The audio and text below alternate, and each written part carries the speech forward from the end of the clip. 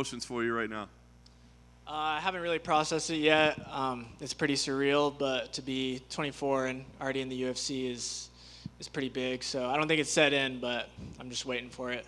I love it. Not only in the UFC, but getting high praise from Dana White as well. I guess, what was that like for you? It was cool. It was weird to see him in person because I always see him on TV, but it just felt really good, and I just have so much pride coming from Reno. So.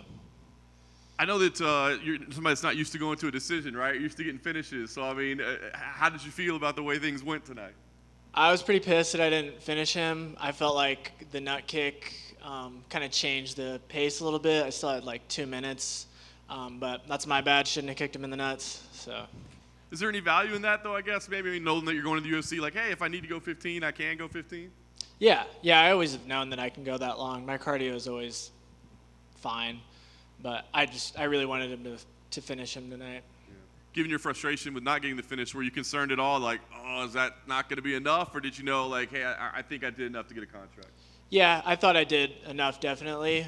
He was backing up a lot of the time, so it was really hard for me to string my combos together. But, yeah, I felt like I was on my front foot the whole time, so. Nice. So now that you're in, as I said, young guy, early in your career, how do you visualize your career going? Is this hey, I want to rush to the top as fast as I can? Or hey, I'm still growing and learning this game? What are your thoughts? I definitely have a lot to improve on, so I'm going to work mainly on that, and I'm going to take my time. I'm not too concerned with getting to the belt or being the best fighter at 135. I just want to fight good fights and put on good shows, so that's my focus right now. Nice. Last thing for me, obviously the debut will be coming.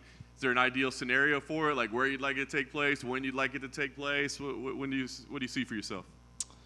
I'm hoping early next year, and I don't really have anyone in mind. I don't even really know my division super well. I just know the top 4 guys. So just somebody who likes to stand and bang, I'm down. Hey, Payton. Is there any meaning behind the 2 circle tattoos you have? Yeah, it's just an internal void. It's like a hole going through me. A lot of people say I'm like a domino. So. I dig it. Thank you. Payton over here. I know you just said you're not too familiar with your division, but when you do look at that stacked UFC bantamweight division, are there any of those 4 guys you know about? Are they a dream fight of yours, or you don't really have one?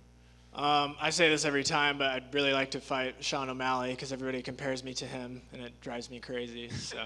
How do you see that fight going? If I have, a year or 2 to, climb up to those ranks, I see myself doing really well against him. And Dana seemed pretty adamant towards your potential in this game. He mentioned you're only 24, and it'll be interesting to see where you will be at 27. Where do you see yourself at the age of 27? That's a good question. Probably doing the same thing, but just better and wider skill set, just adding more tools to the Swiss Army knife. So. And there's a sequence during the fight where Cortez caught your leg kick and you did a little flip motion. What was going on through your head in that sequence? I actually do that a lot in training, and he caught the leg, and I was hoping that he was going to lift it up above his shoulder because I wanted to do that defense, but you can only do it when it's so high. So, yeah, as soon as he got it up past his shoulder, I was like, all right, I'm flipping. Payton, congrats on the win. Your opponent had a little bit of success in the beginning round. Obviously, are you trying to find your range, your timing? What was the adjustments going into the second and third because you were able to just walk him down and really let your offense go? I know you said you were just outside of it, but we saw you walking down and just taking over. Yeah, I think the difference was just keeping my feet under me because with him backing up so much, I think in the first round my feet were just planted too much and I was reaching. But as I was shuffling forward, it was a lot easier to land some of my combos, but not all the ones I wanted to land.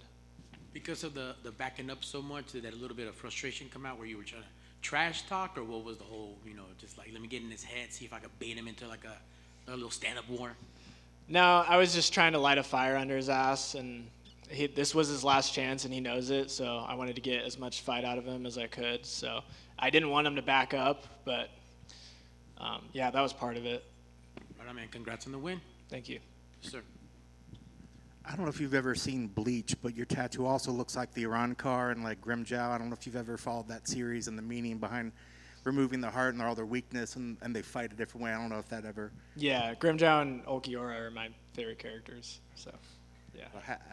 That's what I thought, but I Yeah. had another person that said the Eternal Void as well, but we had a bet between the two of us, and I was wrong. It's both of those, but